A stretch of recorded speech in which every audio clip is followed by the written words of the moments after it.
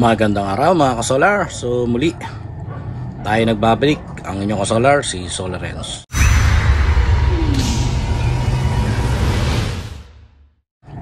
So meron tayong Samdon inverter dito. At itong dalawang ito ay parehas na 3 kilowatts. 3 kilowatts pero hybrid off-grid. So ito na yung bagong design. At ang pinagkaiba lang nitong dalawang ito ay yung voltage system. Itong nasa kaliwa ay 48 volts. At ito naman ay 24 volts. So tingnan natin. Ayan. So ngayon, ang state of charge or yung voltage na kasalukuyan nitong input na DC ngayon ay nasa 26 volts. So 78% yan. At itong isang 3 kilowatts 24 volts na ito ay i-stress test natin. So ibig sabihin, maglalagay tayo ng matataas na load. Ayan, since ito ay hybrid off-grid at 3 kilowatts ang rated power nito, ay susubukan nating malampasan. At doon natin malalaman kung ito ba ay masisira o kaya ay magiging matibay, na ibig sabihin after nating ma-load yung mga equipment or anything na nagko-consume ng mataas na power, ay makikita natin kung aandar pa or masisira na. So una, meron tayo ditong nasa 2 kilowatts na heat gun, 2 kilowatts ang power nito. At meron din tayo na water heater. So ito nasa 1.3, 1.2 ang power niyan. So dito natin makikita yon sa output. So ito yung load na yan. So yan ang output. So ngayon, nasa 195 yung kanyang existing load. So pag prines ko yung switch para doon sa water heater, dito lang natin titingnan yan kung gaano kataas. So susubukan natin ngayon, pang test lang. So 195. Ayan, nag-antas. Umabot agad ng 1.3, 1.4. Ayan, so nag-stable na siya sa 1.3. So nasa 1.1 kilowatts ang power ng water heater. So baba na natin. Ayan. So balik sa 196. Ito, magdidepende yan, hindi naman na agad-agad na 2 kilowatts ang power nito, dahil may mga switches naman yan. Dahan-dahan yan. At may blower din ito. So pag pinagsama natin yon, possible na tumaas or lumampas pa sa 3 kilowatts yung mga load nito. Pero bago doon ay tingnan muna natin yung mga parameters. Okay, ito lang pipindutin natin. Menu. So sa A0, ayan. Yan yung battery mode, at saka yung dito natin may kita sa A0 yung battery mode at saka yung grid mode. Ibig sabihin, pwedeng isaksak natin sa Meralco. Okay, so ngayon naka battery mode lang yan, yung D3 na yan, kasi wala naman tayong input ng AC. Okay, so lahat ng ito ngayon, ito yung output, ayan, ito yung input, AC input. So wala tayong nakakonect na kuryente galing sa Meralco. Okay, at sa A1, yan naman yung charging or utility charging na tinatawag, at dito sa A1 na ito ay makikita natin yung lakas, yung charging current. Kung gusto mong pataasin, ayan, pwede mong pindutin sa page up. Ayan, C4, C5. Merong equivalent na charging current yon. Pero ngayon, magiging useless yan kasi wala tayong pinapasok na AC galing sa Meralco. At i-check natin yan. Titingnan natin dito, AC input tingnan natin. Ayan. So yung AC input ay 0. So ibig sabihin, wala tayong tulong galing sa Meralco dahil ang sistema natin ngayon ay off-grid. Okay? So dito lang connect yan.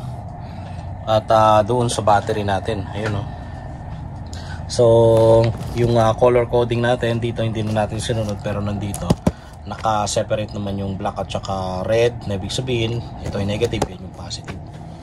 So So for testing purposes lang natin yan, ano, mga ka-solar. I-ready ko lang yung mga gamit, ano. At dyan natin makikita mamaya yung error. Okay, na-overload dyan, lalabas yung error code number 11. So okay mga ka-solar, no, moment of truth na tayo. Simulan na natin. Okay, so gaya ng sabi ko, ay malalaman natin kung ito ba ay hindi masisira. 3 kilowatts, 24 volts, hybrid off-grid solar power inverter, toroidal solar inverter. So medyo kinakabahan ako ng konti. Konti.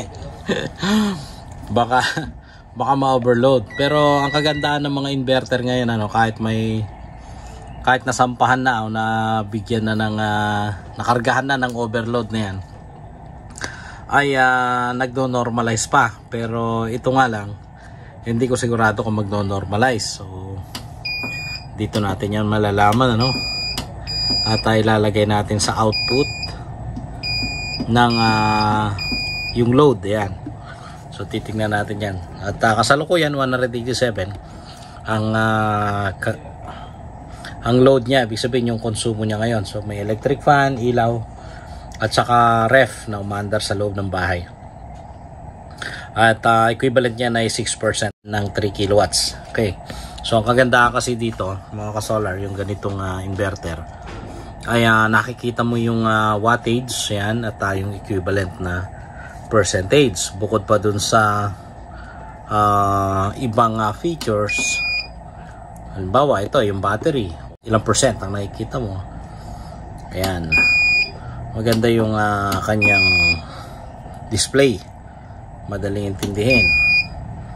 At makikita mo rin kung ilan yung amperahe na kaya ng solar charge controller na nakakalagay dyan sa loob. Kasi nga pagka hybrid ay tatlong major components ang nasa loob. Una, yung MPPT solar charge controller. Pangalawa, yung AC charging mechanism na isinasaksak sa Meralco or any electric cooperative, at saka yung mismong inverter. So yung inverter, yun na yung inversing process, ano, na papasok ang DC volts. Ito, kagaya nito, papasok yan dito para maging AC, at lalabas yan dito sa AC output na ito. Okay, so balik tayo dun sa AC output. Ayan, so magmo-moment of truth na tayo. So dito nyo lang bantay mga ka-solar, no, pagka ini-on ko na yung mga gamit natin. So unahin ko na mga ka-solar, unahin ko ng paandarin yung water heater. Ito, pero may karagdagan tayo. Itong 1 kilowatt na ito ay isang vacuum cleaner. So susubukan natin, ano, kung lalampas sa 3,000 watts. Ayan, so tumaas, nasa 1.47, 1.5 kilowatts. And sunod natin yung vacuum cleaner. Medyo maingay lang yun. Ayan, so 2.3.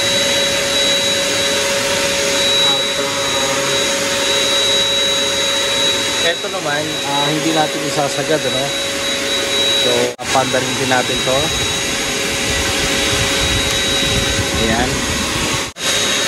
Ayan, tumaas. Ayan. So ayan, nagka 2.5. Hihitin lang natin to. Ito, hihitin ko lang. Ilahay natin. Ayan. So tumataas na, 2.7, 2.8. Ayan, 2.9. So 99%. Ayan, 100%. Ayun, nag-11. Ayun, pasok na. So nag-overload lang. Ayan. At nag-fault na. Okay, so stop na natin. So 3.9, 3.09, ibig sabihin 3,090 watts. Ayan. So pinatay ko na muna. Ayan. Wala nang output. Ayan. Oh, sobrang init.